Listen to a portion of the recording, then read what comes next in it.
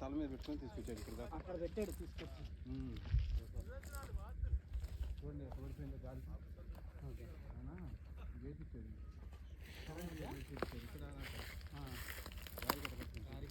ఇది కరెంటుదే solar సోలార్ది. Light వెలిగి ఇది కూడా గాలికి పడిపోతుంది. సోలార్ లైట్ అన్నమాట, ఇది పడిపోయింది.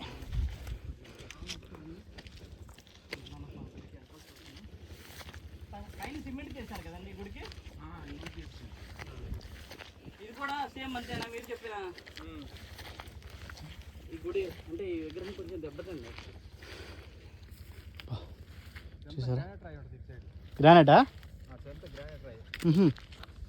ఓకే గ్రానైట్ స్టోన్ ఇదంతా, ఏది ఇటంతా గ్రానైట్ స్టోన్. ఈ కొండ మొత్తం చూడండి. మొత్తం గ్రానైట్ స్టోన్ ఉంటుంది ఇటు సైడ్. అక్కడ ఒక చోట ఒక చిన్న ఉంటుంది సార్ సెలయేరు లాగా, నీళ్ళు వస్తూ ఉంటాయి అంట వర్షాకాలం. మనం ఇప్పుడు గొండ చుట్టూ ఒక రౌండ్ వేద్దాం.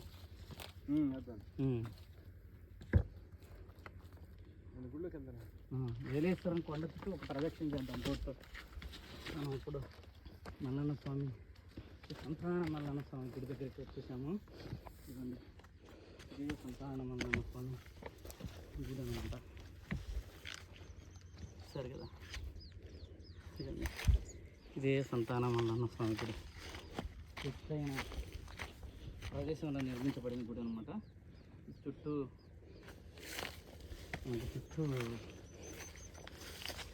నది ఉంటుంది కొండ చుట్టూ. చూసారా? కాదు, చూస్తుంటే చుట్టూ సముద్రం లాగా ఉంది వాటర్ అంతా. లేదు, అవును.